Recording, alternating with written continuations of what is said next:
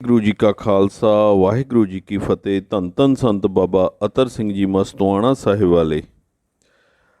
ਅੱਜ ਤੁਹਾਨੂੰ ਉਸ ਕੀਰਤਨ ਦਰਬਾਰ ਦੀ ਗੱਲ ਦੱਸਦੇ ਹਾਂ ਜੋ ਦਿੱਲੀ ਦੇ ਵਿੱਚ ਖਾਲਸਾ ਪੰਥ ਨੂੰ ਚੜ੍ਹਾਈ ਦੇ ਵਿੱਚ ਰੱਖਣ ਲਈ ਕੱਢਿਆ ਗਿਆ।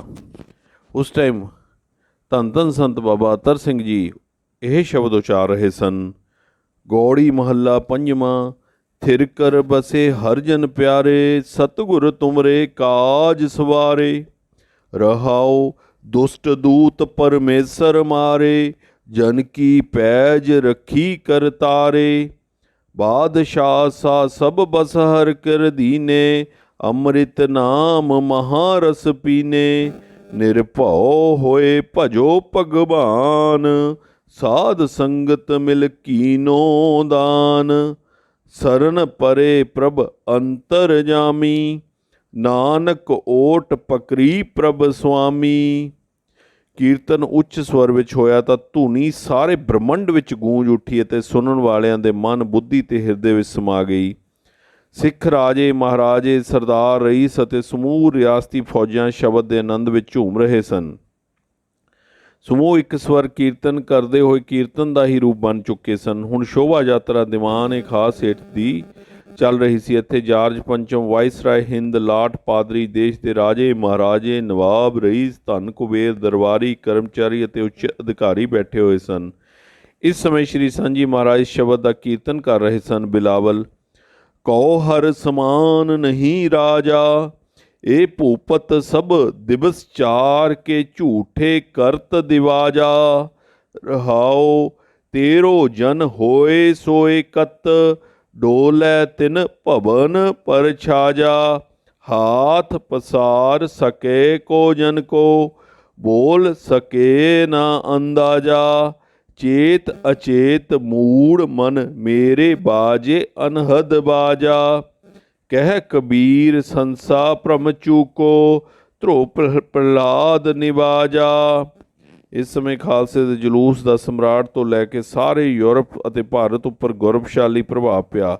ਖਾਲਸੇ ਦੀ ਸ਼ਕਤੀ ਦਾ ਸਿੱਕਾ ਬੈਠ ਗਿਆ। ਜਾਰਜ ਪੰਚਮ ਅਤੇ ਲਾਟ ਪਾਦਰੀ ਸ਼੍ਰੀ ਸਾਂਝੀ ਮਹਾਰਾਜ ਦੇ ਤੇਜ ਸ਼੍ਰੀ ਕਿੰਤੂ ਸ਼ਾਂਤੀ ਦੇਣ ਵਾਲੇ ਦਰਸ਼ਨ ਤੋਂ ਅਤੀ ਪ੍ਰਭਾਵਿਤ ਹੋਏ। ਇਸ ਸਮੇਂ ਸਵੈਂ ਸਮਰਾਟ ਜਾਰਜ ਪੰਚਮ ਨੇ ਸ਼੍ਰੀ ਸਾਂਝੀ ਮਹਾਰਾਜ ਬਾਰੇ ਪੁੱਛਿਆ ਤਾਂ ਮਹਾਰਾਜਾ ਹੀਰਾ ਸਿੰਘ ਜੀ ਨਾਭਾਪਤੀ ਨੇ ਸਤਿਕਾਰਪੂਰਵਕ ਦੱਸਿਆ ਕਿ ਇਹ ਪਰਮ ਅਲੌਕਿਕ ਜੋਤ ਅਨੰਤ ਸ਼੍ਰੀ ਵਿਭੂਸ਼ਤ ਬ੍ਰਹਮ ਸਰੋਤਿਆ ਬ੍ਰਹਮਨਿਸ਼ਟ ਬ੍ਰਹਮ ਗਿਆਨੀ ਪੂਜਿਆ ਚਰਨ ਹਿਜ ਹੋਲੀਨੈਸ ਪੂਜਿਆ ਸੰਤ ਅਤਰ ਸਿੰਘ ਜੀ ਮਹਾਰਾਜ ਹਨ। ਸਿੱਖ ਕੌਮ ਦੇ ਸਮੂਹ ਰਾਜੇ, ਮਹਾਰਾਜੇ, ਰਈਸ, ਸਰਦਾਰ ਅਤੇ ਜਨ ਸਧਾਰਨ ਇਹਨਾਂ ਦੇ ਅਧੀਨ ਹਨ।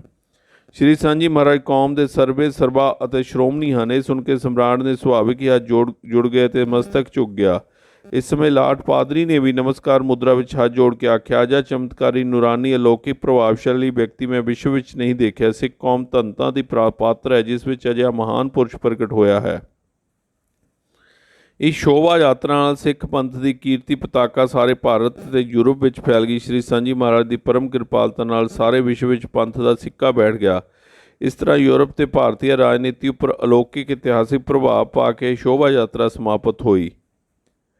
ਰਾਜ ਅਭਿਸ਼ੇਕ ਸਮਾਰੋਹ ਸੀ। 4 ਘੋੜਿਆਂ ਵਾਲੀ ਬੱਗੀ ਜੀਂਦਪਤੀ ਵੱਲੋਂ ਸ਼੍ਰੀ ਸਾਂਝੀ ਮਹਾਰਾਜ ਵਾਸਤੇ ਹਾਜ਼ਰ ਕੀਤੀ ਗਈ, ਜਿਸ ਤੇ ਸਵਾਰ ਹੋ ਕੇ ਆਪ ਜੀ ਰਾਜ ਦਰਬਾਰ ਪੁੱਜੇ। ਇਸ ਸਮੇਂ ਭਾਈ ਹਰੀ ਸਿੰਘ ਗੜਵਈ ਆਪ ਜੀ ਦੇ ਨਾਲ ਸਨ ਅਤੇ ਸਵਰਨ ਜੜਤ ਕੁਰਸੀ ਆਪ ਜੀ ਵਾਸਤੇ ਨਿਯਤ ਕੀਤੀ ਗਈ ਸੀ। ਦਰਬਾਰ ਦੀ ਚਮਕ ਦਮਕ ਅਦਭੁਤ ਸੀ ਅਤੇ ਭਾਰਤ ਦੇ ਰਾਜੇ, ਮਹਾਰਾਜੇ, ਨਵਾਬ ਆਪਣੇ ਆਪਣੇ ਆਸਨਾਂ ਉੱਪਰ ਸ਼ੋਭਿਤ ਸਨ। ਸੈਂਕੜੇ ਧਾਰਮਿਕ ਅਤੇ ਰਾਜਕੀय ਰਸਮਾਂ ਕਰਨ ਤੋਂ ਉਪਰੰਤ ਜਾਰਜ ਪੰਚਮ ਦਰਬਾਰ ਵਿੱਚ ਆਇਆ ਤਾਂ ਰਾਜਕੀय ਬੈਂਡ ਨੇ ਸੰਗੀਤ ਦੁਆਰਾ ਸਲਾਮੀ ਦਿੱਤੀ। ਦੇਸ਼ ਦੇ ਸਮੂਹ ਰਾਜੇ, ਮਹਾਰਾਜੇ, ਨਵਾਬ ਸਵਾਗਤ ਵਿੱਚ ਖੜੇ ਹੋ ਗਏ, ਕਿੰਤੂ ਸ਼੍ਰੀ ਮਹਾਰਾਜ ਜੀ ਆਪਣੇ ਆਸਣ ਉੱਪਰ ਅਡੋਲ ਬੈਠੇ ਰਹੇ। ਆਪ ਜੀ ਬਾਰੇ ਜਾਰਜ ਪੰਚਮ ਨੇ ਤੁਰੰਤ ਜਾਣਕਾਰੀ ਪ੍ਰਾਪਤ ਕੀਤੀ ਤਾਂ ਦੱਸਿਆ ਗਿਆ ਕਿ ਇਹ ਸਿੱਖ ਪੰਥ ਦੇ ਸਰਵੋੱਚ ਪਰਮ ਧਾਰਮਿਕ ਬ੍ਰਹਮ ਸਰੋਤੇ ਬ੍ਰਹਮ ਗਿਆਨੀ ਹਨ, ਪਰਮ ਜੋਤ ਹਨ, ਵਿਸ਼ਵ ਦੇ ਕਲਿਆਣ ਕਰਤਾ ਹਨ। ਕੱਲ੍ਹ ਵੀ ਹਜ਼ੂਰ ਨੂੰ ਇਹਨਾਂ ਬਾਰੇ ਦੱਸਿਆ ਗਿਆ ਸੀ। ਇਹ ਸੁਣ ਕੇ ਸਮਰਾਟ ਨੇ ਸਿਰ ਤੋਂ ਟੋਪੀ ਉਤਾਰ ਕੇ ਖੜੇ ਹੋ ਕੇ ਪ੍ਰਣਾਮ ਅਤੇ ਅਭਿਵਾਦਨ ਕੀਤਾ। ਉਪਰੰਤ ਆਪਣੇ ਸਿੰਘਾਸਨ ਉੱਪਰ ਵਿਰਾਜਿਆ ਭਾਈ ਨਰੈਣ ਸਿੰਘ ਜੀ ਨੇ ਅੰਕਿਤ ਕੀਤਾ ਹੈ, ਸਵੇ ਕੁਰਸੀਆਂ ਬੈਠੇ ਰਾਜੇ, ਵੱਜਣ ਬਹੁਤ ਖੁਸ਼ੀ ਦੇ ਬਾਜੇ। ਕਿਰਚਾਂ ਪਹਿਨ ਖੜੋਤੇ ਜਰਨਲ, ਜਾਰਜ ਪੰਚਮ ਆਇਆ ਹੈ।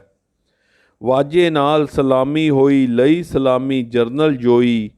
ਬੋਹਰ ਖਲੋਤੇ ਸਭ ਹੀ ਰਾਜੇ, ਜਿਉਂ ਜਿਉਂ ਨੇੜ ਸਧਾਇਆ ਹੈ।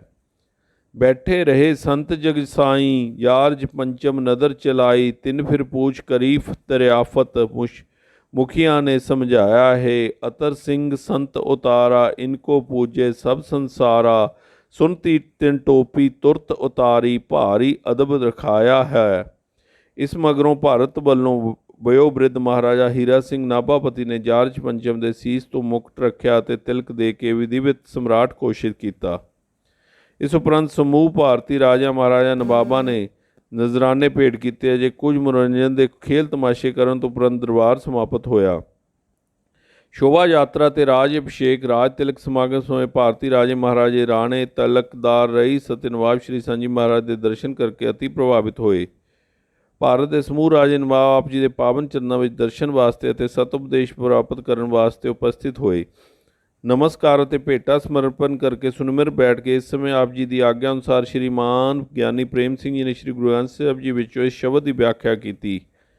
ਆਸਾ ਘਰ ਤੀਜਾ ਮਹੱਲਾ, ਲਖ ਲਸਕਰ ਲਖ ਵਾਜੈ, ਨੇਜੇ ਲਖ ਉਠ ਕਰੈ ਸਲਾਮ, ਲੱਖਾ ਉੱਪਰ ਫਰਮਾਈਸੈ, ਤੇਰੀ ਲਖ ਉਠ ਰਾਖੈ ਮਾਨ। ਜਾਪਤ ਲੇਖੈ ਨਾ ਪਵੇ, ਤਾ ਸਭ ਨਿਰਾਵਲ ਕਾਮ, ਹਰ ਕੇ ਨਾਮ ਬਿਨਾ ਜਗ ਧੰਦਾ, ਜੇ ਬਹੁਤਾ ਸਮਝਾਈਐ ਭੋਲਾ ਵੀ ਸੋ ਅੰਧੋ ਅੰਧਾ ਰਹਾਓ। ਲਖ ਖਟੀਐ ਲਖ ਸੰਜੀਐ ਖਜ, ਲਖ ਆਵੈ ਲਖ ਜਾ, ਜਾਪਤ ਲਖ ਨ ਪਾਵੈ, ਤਾ ਜੀ ਕਿੱਥੈ ਫਿਰ ਪਾ। ਲਖ ਸਾਸਤ ਸਮਝਾਵਣੀ, ਲਖ ਪੰਡਤ ਪਰੈ ਪੁਰਾਨ, ਜਾਪਤ ਲੇਖੇ ਨ ਪਵੈ, ਤਾ ਸਕੈ ਕੂ ਪਰਵਾਨ। ਸਚ ਨਾਮ ਪਤ ਉਪਜੈ ਕਰਮ ਨਾਮ ਕਰਤਾਰ, ਅਹਨਸ ਹਿਰਦੈ ਜੋ ਬਸੈ, ਨਾਨਕ ਨਦਰੀ ਪਾਰ।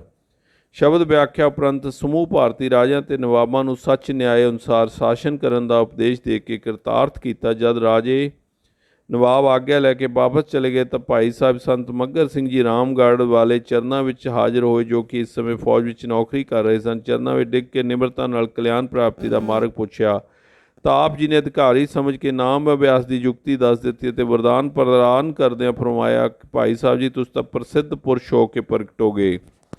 ਇਸ ਤਰ੍ਹਾਂ ਧੰਨ ਧੰਨ ਸੰਤ ਬਾਬਾ ਅਤਰ ਸਿੰਘ ਜੀ ਦੀ ਬਾਣੀ 'ਚੋਂ ਜੋ ਵੀ ਨਿਕਲਦਾ ਸੀ ਉਹ ਪੂਰਨ ਹੁੰਦਾ ਸੀ। ਧੰਨ ਧੰਨ ਨੇ ਇਹੋ ਜਿਹੇ ਸੰਤ, ਧੰਨ ਧੰਨ ਇਹਨਾਂ ਦੇ ਕਰਮ। ਵਾਹਿਗੁਰੂ ਜੀ ਕਾ ਖਾਲਸਾ, ਵਾਹਿਗੁਰੂ ਜੀ ਕੀ ਫਤਿਹ।